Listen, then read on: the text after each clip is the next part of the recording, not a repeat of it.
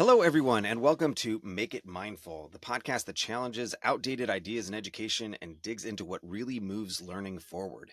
As classrooms become more diverse, global skills more essential, and demands on teachers more overwhelming, how do we prepare students for a world that's constantly evolving without burning out educators? My name is Seth Fleischauer. I am a former classroom teacher turned founder of an international education company that specializes in global learning. And today, what we're going to focus on, the big question is, can schools balance global learning, literacy, and SEL without overloading teachers? Many educators struggle with these ideas like, how do I teach critical thinking and independence when I barely have time to cover the basics? Can we develop students' character in SEL without sacrificing academic rigor? How do we honor local cultures while preparing students for a globalized world? All of these things are what we are going to dive into with today's guest, Miles Madison. Miles, thank you for being here. Welcome to the podcast. Thank you. Thanks for having me. I feel honored to have been invited. So Miles is an expert in literacy, character education, and SEL with global perspectives.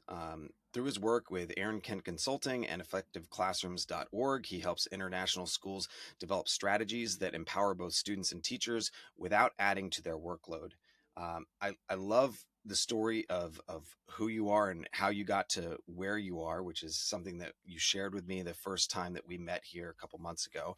I'm Mhm. hoping that you can just kind of start there. Like, how did you find yourself living in Germany, traveling to Mexico with a place in Spain that you go to sometimes? I mean, you're like an international man of mystery, just helping the world learn. It's fantastic. How did you pull that off? A whole bunch of what is the old fashioned words like pluck and luck or something like that. Um, I don't know.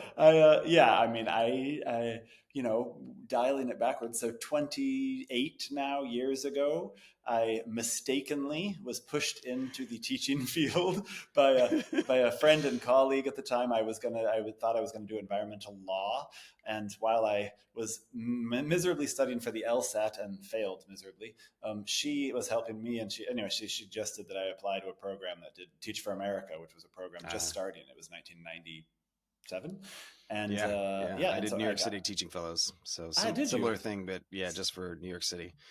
So yeah, I fell into that. So I did it, and then I fell in love with it instantly.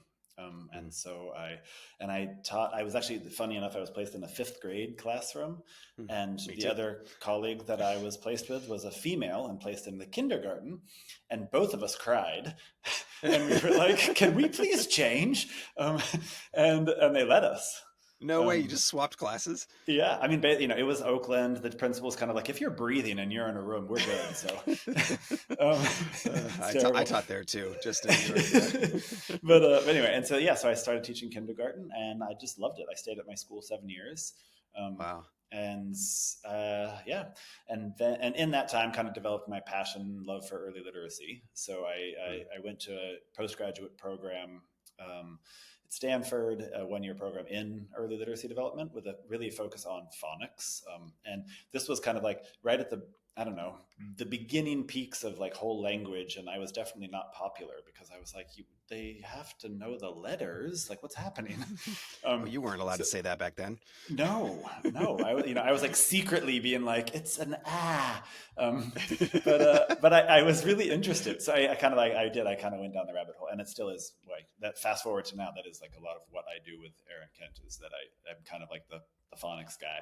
But so I kind of I studied how language, how we learn basically the sounds and symbols of graphemes and morphemes, and then but then I don't know. I, for multiple personal and political reasons, felt a little frustrated and wanted to leave. So my partner and I ended up I got a job in the International School of Brussels, which is Mm. European International School, very large, incredibly established, and very wealthy.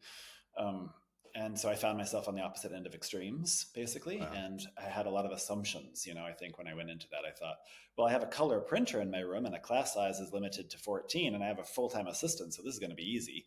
Yeah. And I quickly learned I also have 13 languages and 14 cultures Yeah. and a lot of wealth, which led to some of the similar kind of family needs I found. interestingly enough.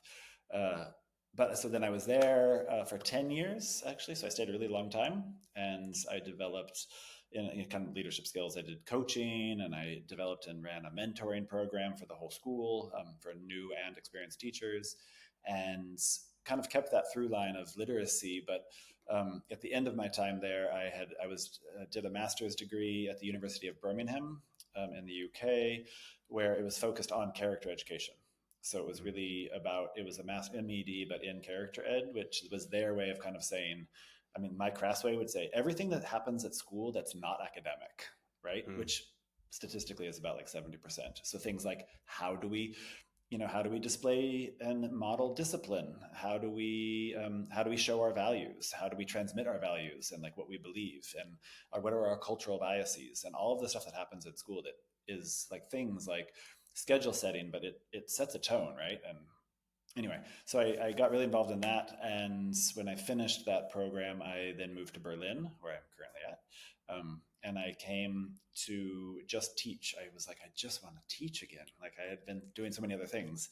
So I came here and I began teaching at an international school here, mid-sized, and at the Berlin Metropolitan School. And I lasted 3 years as a teacher.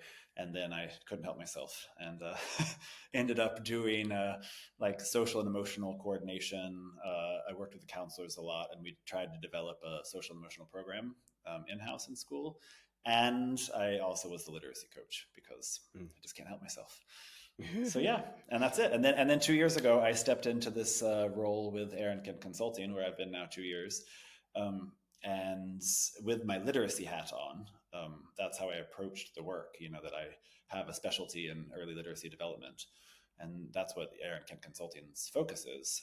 And I just have found myself in that role more and more realizing that those two things are so combined. Like that I mean, I'm working with schools and developing their literacy programs, but as I go to schools and I work with teachers and I work in classrooms, I find that without kind of efficient systems, without organization, and I'm not talking classroom management, like I'm not, which is traditionally like, bagged as like, discipline or rules or whatever. I just mean like efficiency of systems and kind of like rituals and routines that happen in the classroom, that like without those things, it doesn't matter like what you do. And the number one complaint I hear from every teacher on every continent where I have now been and can really firmly say, if you ask any teacher anywhere what they don't have enough of, it's time. Yeah. Everywhere, every grade level, every subject, everywhere. And so that has just sparked my interest in, well, let's save it. Let's figure out where it goes. How can we maximize it? Yeah. Yeah. I first of all, I hear so many parts of my own story in your story. I think this is why we get along so well. Yeah. But especially that polar shift of like going from one end of an educational extreme to the other and finding that you're just swapping one set of issues for another. I mean, there's no easy teaching job if you're doing it right, I should say. And I do want to jump into this idea of rituals, routines, efficiencies. Some of the things that happen on this podcast, I talk to people and we identify these things that are the big background thing that enables all the other things to happen.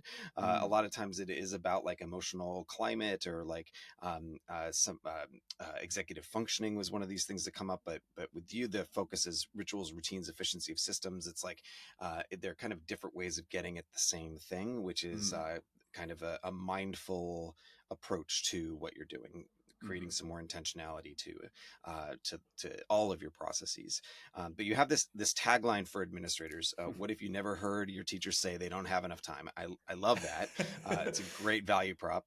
It's super compelling.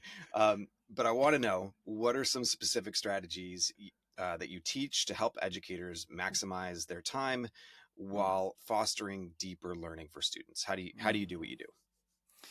Well, it is a good tagline. I gotta say, I'm sorry, but I thought, because I thought of that something. And I was like, what do I want to explain about what I'm doing? And I was like, if you hear it everywhere, and I was like, what if you never heard it anymore?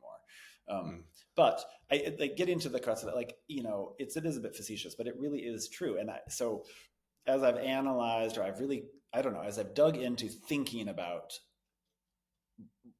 what's happening there in that time crunch, basically that feeling of time crunch, I think the number one thing to say is, of course, it comes from a place of like love and care, right? Like, I mean, teachers are caring and Mm, loving, and they want to do the best by their students. And so there's this, it always comes with a sense of like, I can't do enough, I think. mm, But really, like, or I mean, clearly, I think it's around three pillars or three issues. And then I can get into like what we do about them. But really, it's one, the first pillar is like organizational management. And in that, I don't mean like, it has two parts, but one is literally the organization, like the actual physical space. You know, I mean, there's the mm, famous quote by, that's famous for Reggio Emilia schools. I can't remember, but it basically is like, the classroom is the third teacher, right? But just, mm. it's how the space is organized, like where, really to the fundamentals of like, where do they get the folders? Where do they access their materials? How do they travel through the room? Where are the clogging points? Where is their traffic?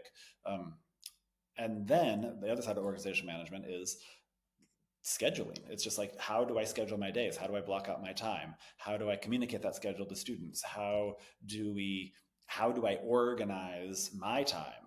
Like all of those things. And I mean, just going on that a little bit further is in my kind of research of digging into this, I think I mentioned to you, I've been analyzing the syllabi of teacher preparation programs in Hmm. Australia, the UK, the United States, and Canada, analyzing all their courses that are offered for teachers.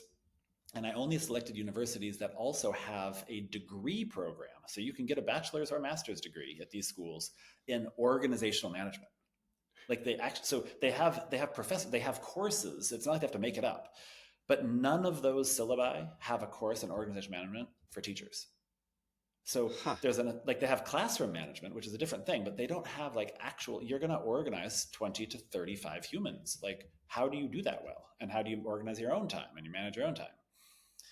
Um, That's so shocking to me it's that right. right.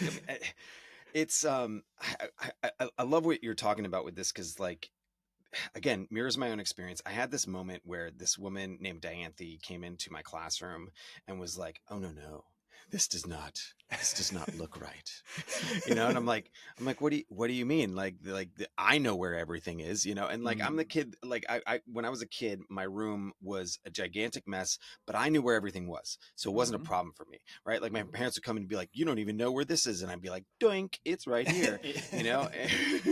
And that's just how my brain works, but like obviously not how everybody's brain works. Mm-hmm, And Dianthe came in and she sat down with me and like she was like, put yourself in the headspace of your students. Like, mm-hmm, where would you want this to be? mm-hmm, Where would you want this to be if you were maximizing flow, mm-hmm, right? If you were letting mm-hmm. things just be as they felt they should be. And it's like, we sat in the middle of the room and like meditated like those Japanese gardeners who like Right. garden in Kyoto, like Uh-huh. meditate for an hour and then go 20 feet over and snip a bush, and they're like, that was it, that was the one. It's like so we like kind of sat in the middle of the room and like just felt the space, and I was like, oh yeah, this doesn't work over here and this doesn't work Mm. over here. I was like, my first blog post I wrote, I was like 25. It was called How I Got Clean. I guess foreshadowing my eventual sobriety, but uh, but I love that part of it. And then the scheduling piece, space and time turns out same thing, right? Yeah. So Yep. like organizing time. Mm-hmm. I love this book. I don't know if you know this, Time Management for Mortals. Yeah. It's Yeah. like 4,000 weeks, Yeah. and it's like one of my big takeaways from this book was, um, you you are going to disappoint some people, and so you may as well prioritize that list of people you're going to disappoint and make sure that like the ones you most want to disappoint are like at the top of that list. Right. And like the people you don't want to disappoint at all are at the bottom. And what happens Mm-hmm. is you like refocus on like what's important, right? What's because important? you find yourself just being dragged in all of these directions as a teacher. Mm-hmm. There's all of Mm-hmm. these pressures on you from parents, Mm-hmm. from students, from administration, from the society as a whole. How are you spending these like precious minutes with Mm-hmm. these kids? And like, are you bringing something to this? Are you allowing them space to explore? Like, I mean, there's so many choices to make, and nailing down a schedule, like really, really bringing intentionality to that, Mm, requires you to like think about what you value, right? Like exactly. you have to have that schedule represent what you value, and you can only do that by bringing a mindful approach to it. And that's super interesting because I think, I mean, it made me think of two things, like still in this first pillar of that idea. The first thing I was thinking of is I can give an example, a concrete example. I was literally just at a school in Mexico last week, and the teacher I was working with, we were doing a literacy lesson. So this is how it does combine. And and the stretch for her, I was really pushing to just try something new, try something that you don't normally do. And we were talking about student engagement, and we were talking about, because that was a value that they had. So I'm linking these two together because the school had identified, like, her own personal team's value was that we really value student engagement, that, that it's not too kind of sit and Mm. get. And so looking at her practice, she said, okay, there's a lesson I'm going to deliver, and I'm going to do something different, which I don't normally do, and take my first graders, and I'm going to ask them, instead of like just turning and talking at their couch, I'm going to ask them to go off and to like record in a sketch or a post-it note their kind of prior knowledge around literally a chicken and an egg. And let me tell you let me tell you a joke about that later. But and so she had it set up. So I went in the room to observe the next day, and she had posted two chart paper posters on the wall in a corner with a can of markers. And then she told the students that she wanted them to share what they already knew about chickens and eggs, and they were to get up and go over and then sketch or write and put it on the chart.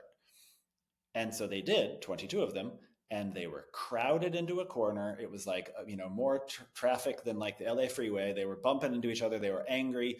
They couldn't get the part pens. They were running over time. They couldn't, of course, all fit on the thing. The teaching assistant is trying to help. And I watched the teacher slowly like think, this doesn't work. It fails. It's a failure. I can't do this. And I just thought to myself, all you have to do is put 5 chart papers out on the 5 different tables that are available with a basket of markers and some post-its, and send them back to their tables and do that. And then I thought, even that's time, because then what she would do, I know the teacher, she would take her recess, which happened before this lesson, and she herself would get out the chart paper and put out the markers, Mm. and she would say, this is not sustainable. So that's her time Mm. issue. And all I thought is, she just needed somebody to say, how do we teach kids to be collaborative? So that what she says is, okay, you're going to go to your tables and you're going to record your thinking. And as you go, material managers grab this. And then there's a Mm. material manager for each table. The kid goes and gets it. They bring it. Like, it would work in 4 minutes. So the time would Yeah. not be wasted. And I just thought, and I'm not criticizing her. I was just like, that's just organizational management. Like thinking, oh, it's not a good idea to put these 2 things in a tight corner in the back of the room and have 1 can of markers. It's just, but that's not that she hadn't done it before. She's trying to do something different. And then the kids were frustrated, right? And Mm. so that's just an example for me. And then it kind of hits both those things, that like how we use our time shows what we value. And if we Mm. want our values to live through our time, we as teachers have to make those decisions, because time is limited. Another great quote I have, though, is that teachers say, I don't have time. And then you'll get to know me in the podcast, but I kind of push back and I'm like, actually, you do have time. You have 6.5 hours. Maybe you don't have priorities.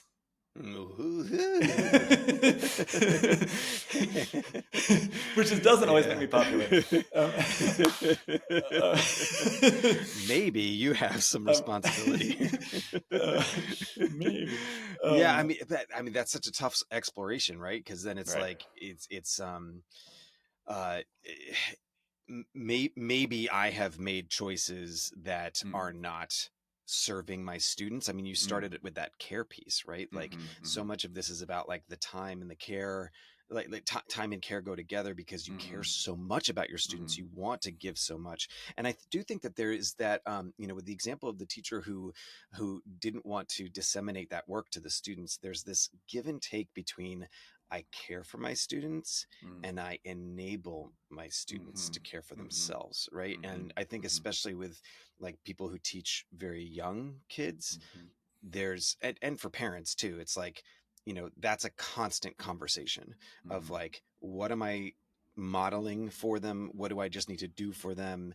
And Mm-hmm. how am I enabling them to take care of themselves? And I think that there's, part of the identity of teachers is as caretakers. Mm-hmm. And For sure. so, yes, I am going to take my recess because I am sacrificing myself for my students, and then you come in with your jerk questions about priorities, and you make me realize that, like, oh, yes, I am a caretaker, but I can provide in other ways, and Mm, maybe this isn't mm, really working for them. mm. Okay, we're Well, only on the first pillar. I know. So yeah. So basically, so that's one, and it's not that there's like one before the other, but but it's not just that's not enough, obviously. So second pillar is what over time. I mean, it's not anything new, but I've teased out to say routines and rituals. So this idea of two things.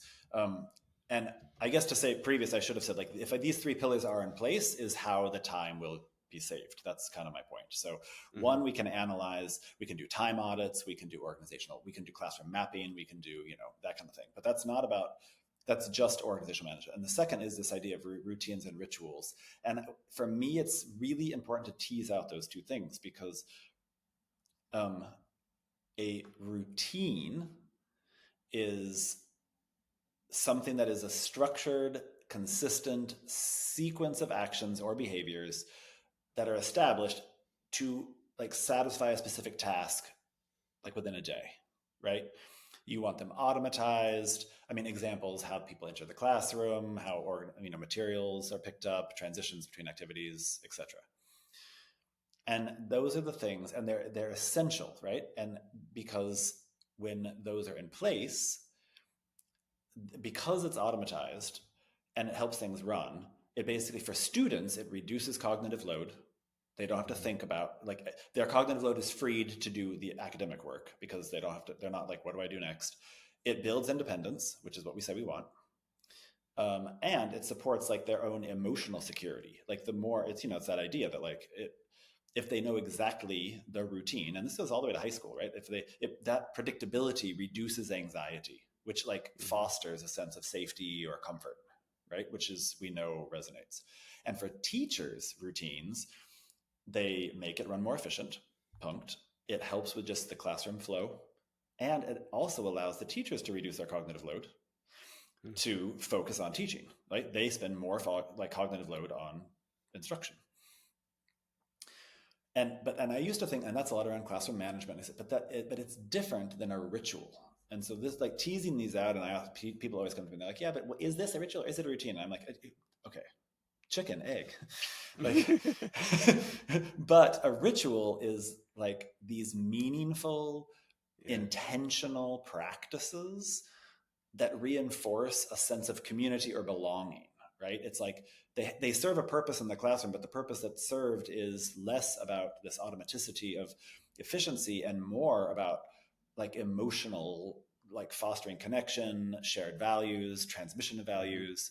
Um, so, examples of that can include, everything from like the morning greeting that you might give to end-of-day reflections, or like a class cheer, how you kind of celebrate milestones or academic achievements. Like, and so an example really concretely is always like the morning circle.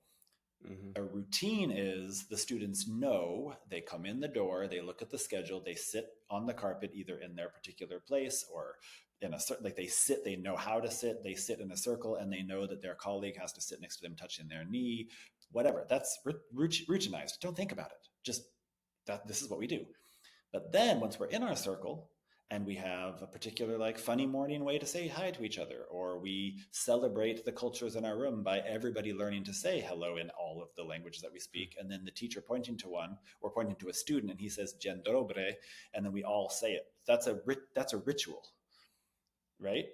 And those things can work together. And if you've consciously decided what they are, you will, on the routine side, save time. That's unquestionable because that's what it does.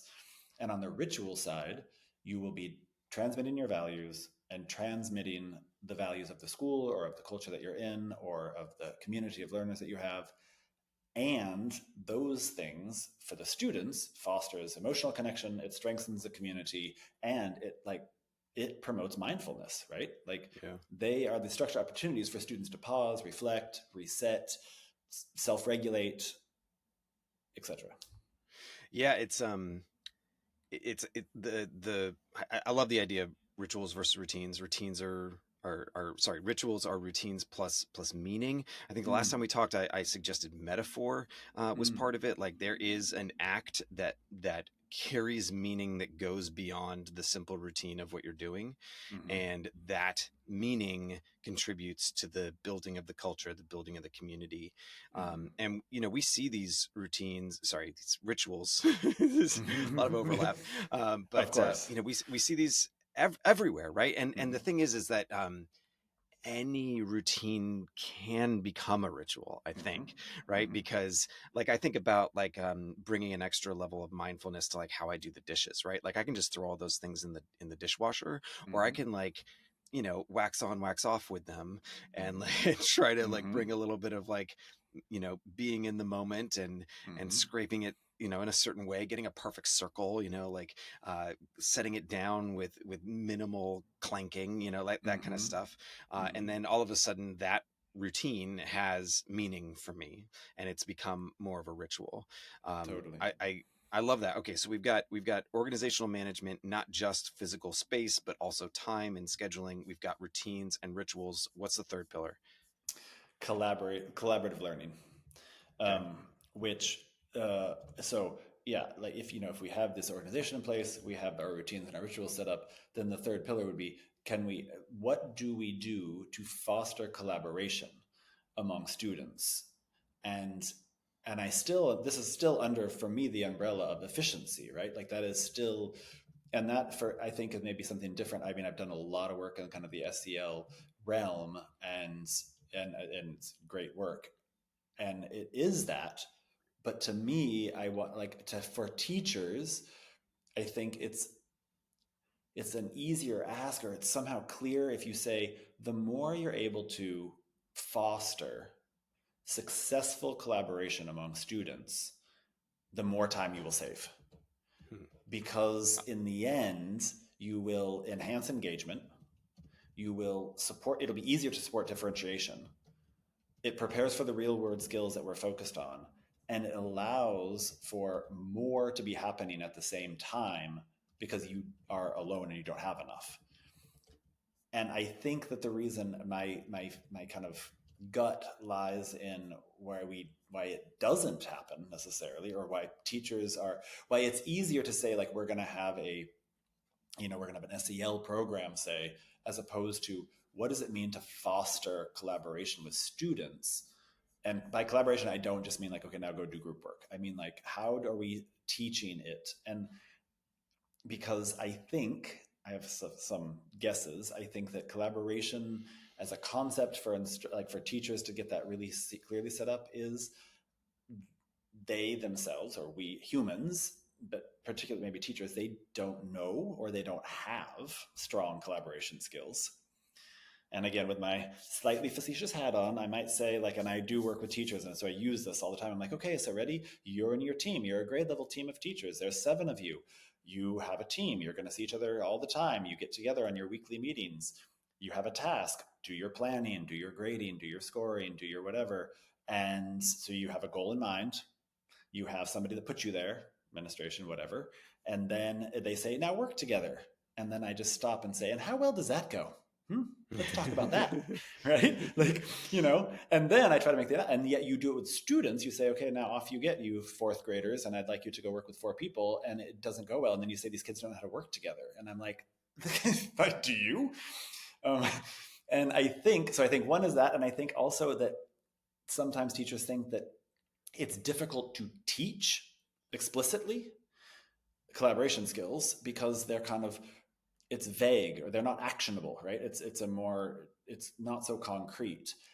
And or there's feedback around collaboration with teachers often tends towards, like, it's like personalization. It's kind of like you as a person. They feel like, oh, I can't evaluate a student's collaboration skills because then it turns into a personal attack, as opposed to just objective skills that humans have to collaborate.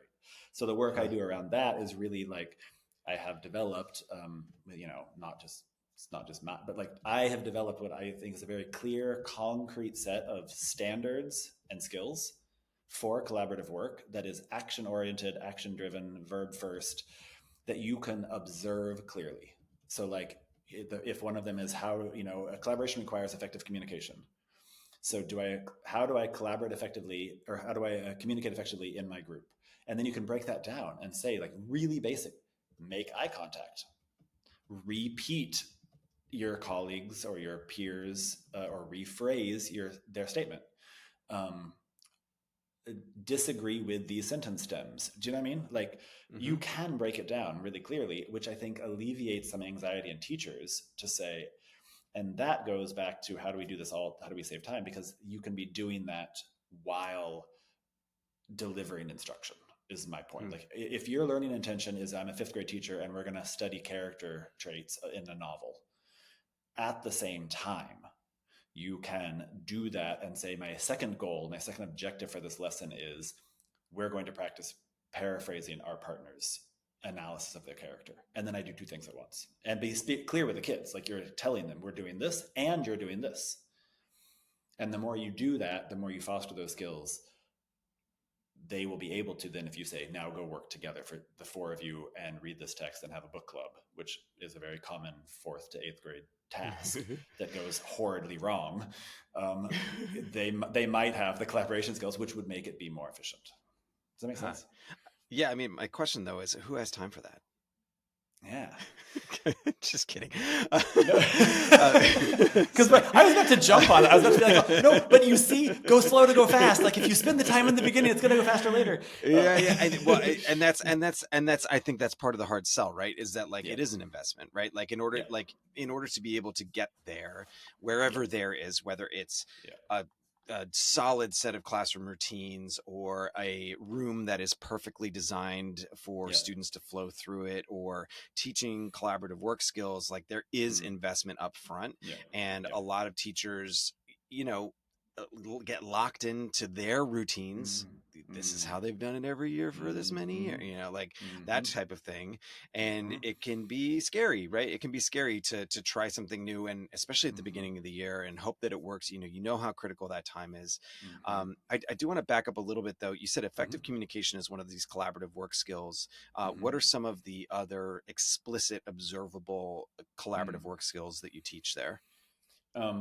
I mean, broken down kind of in a hierarchy. So first we have just like know myself and know others, right? Like, when you're in a group, you need to be, how do I know myself? How do I name my emotions? How can I recognize emotions in others?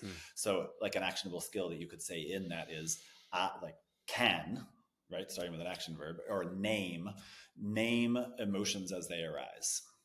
Right. And you can do that you can practice with like visual facial recognition. You can do it with tone, whatever. Another one might be seek opinion of others, or seek perspective of others. And then you can break that down further, and you can say, ask these types of questions, ask, open-ended question, whatever.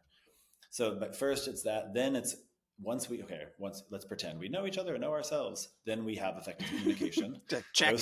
Forever. Like, I'm just like, I get an A+. But then you would, and like kind of consecutively, I would say then it's like effective communication. So, which I already mentioned. And once you have that going, then the third thing will be basically, how are we going to reach group decisions? How do we make group decisions? Right. So how do we honor different ideas and take groups? So right. I mean, it's super hard. Then once we have that, you have to say, okay, or actually, again, together, I think it's like also identify group goals, right? Like, how do you seek everybody's input so that we know what the goals are? And then, so like, just stop at that part. Like, you're operating internationally. There's got to be a whole lot of cultural context there in terms of how to reach a group decision, right? Like, for example, there are democratic countries and there are non-democratic countries. Like in America, you might think obviously it's let's vote, and whatever wins, that's what we do. I try to coach my daughter through this right now. She's like, making a Rube Goldberg machine, and her partner has these like Mm, fantastical ideas that she knows are not going to work. mm, She doesn't want to like, prevent this girl from dreaming, but she also wants to mm, get an A. And so mm. she's like trying to like navigate this space of like, and I'm like, yeah, this is hard. This is hard. It's hard to come to, especially if it's like an even number of people and you can't just be like majority wins. So how Right? do you do that? How do you navigate that? Yeah. I mean, when I think of an example like that, well, I have many thoughts on an example like that. So let's take that project approach. First, I think, again, it goes to the teacher, right? I agree. I think having a partnership make a project like that is Mm. probably not the wisest teaching move, to Oh, be there's very your honest. organizational skills. That was pillar I number mean, one. but it's true because, but let's say now we have the situation, and I think then in that it is a matter of, for your daughter's sake, what she's learning. And also, we have to go to intentionality, right? So on the one hand, the intentionality is it's to make this machine, and she wants to do well, she wants to achieve well, she wants to get an A. Um, and for the teacher's sake, again, its intentionality is the intention that every child, like make the Rube Goldberg, it has to be perfect, is the intention that they learn through the process. Mm, And for your daughter's sake, I would think one thing that's about learning is she wants her friend, her colleague, to like have the experience of trying all the things, but also in herself, she's like, but that one's not going to work. And I think then she can learn the skill of, hey, you've got 5 great ideas, or you've got 4 great ideas. We don't have time to do all of them.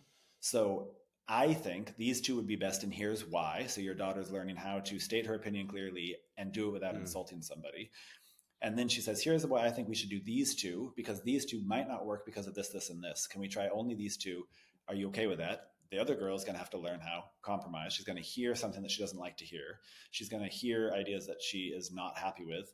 And then if she's really like, no, then I think if I was the teacher in this situation, I would come in and I would say, oh, that sounds like a really smart idea. Sometimes when we have to navigate these things, we do have to make these compromises. She's offered you these two. You want to try the other two? You get to do them at home by yourself. mm. Do you know what I mean? Like, I think these things Yeah, can yeah. be.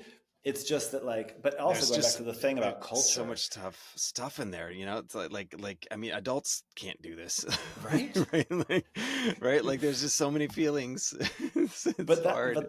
that I think is kind of where I get to, where I'm like, you're right. Like adults can't.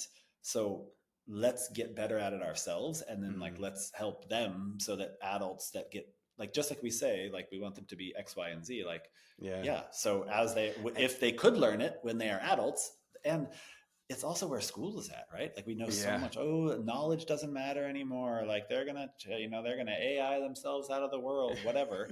Well, they're not gonna AI themselves to the fact that they've got like Nancy next to them that wants to do it wrong. Yeah, yeah.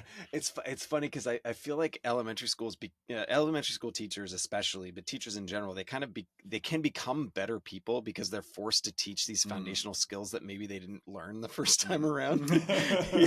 we hope. Like yeah, yeah. I mean, like I'm coaching basketball right now, and like I'm becoming a better basketball player because I'm like, oh, that's how you do a crossover. Right, Yeah, yeah, right, yeah. That's right. yeah, huh. And teaching these yeah, like identifying your feeling. I mean, that was like way up at the top. We just skipped over it, and like Right. this is hard. This is It's hard work. super Like, hard. how do I actually feel? Is that how I feel? Is that like society telling me that I should feel away? Is that my like Mm-hmm. people pleasing? Mm-hmm. Making it so that I want to prevent her from feeling bad right now? Mm-hmm. Like identifying that intuition, like quieting the noise. Like Mm-hmm. that is life work. That is tough stuff. And I mean, that just makes me think, because like where, like if you go deep into this, to me that sits somewhere in like kind of like virtue literacy, right?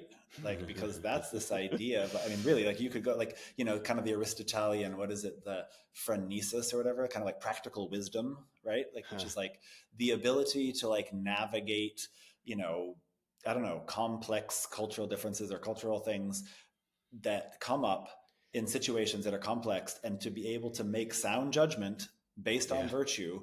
Like, it's Yeah. right. I mean, and like, Who's a no, virtue?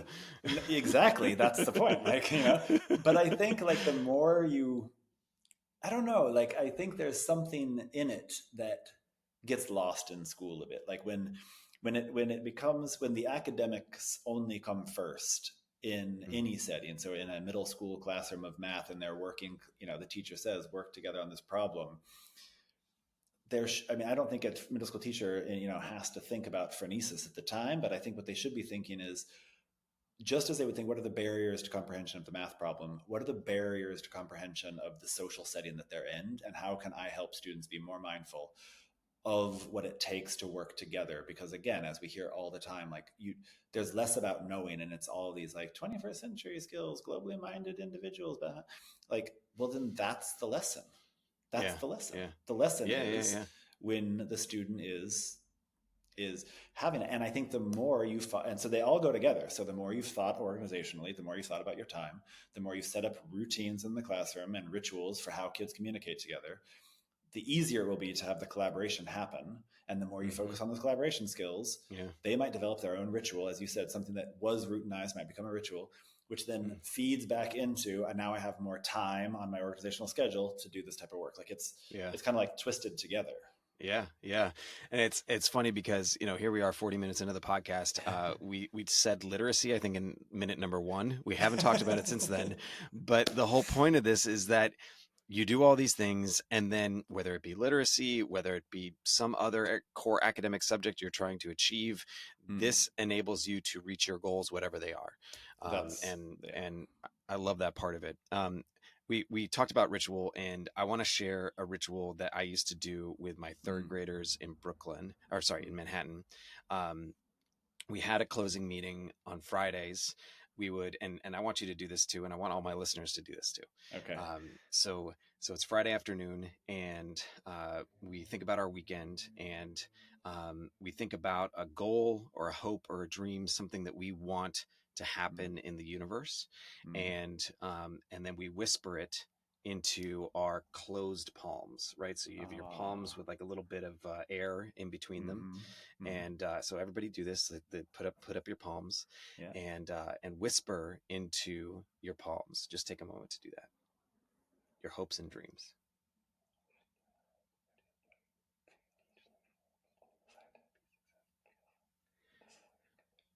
Okay, so now we are on the count of 3.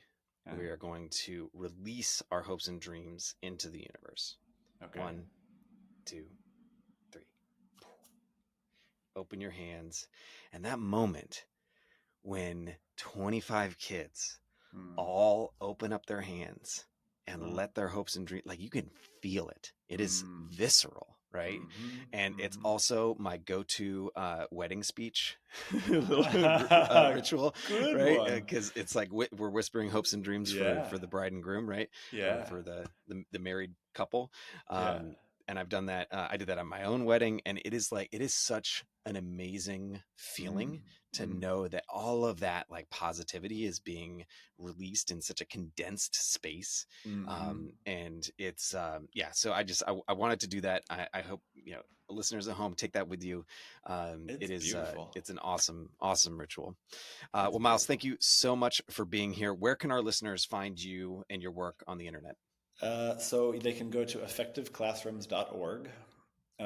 And you can link it in there, and which is my website. And also I'm on LinkedIn, just Miles Madison, easy to find. Awesome. Also they can find me on, I should also mention, they can also find me at the EKC website. So you can also put the link there, but it's aaronkentconsulting.com. And I'm listed as one of the strategists there. Awesome. Well, thank you so much again for being here. I could talk to you for another 3 hours. Maybe we'll have you back at some point. In the meantime, enjoy your gallivanting around the world, teaching people how to save time.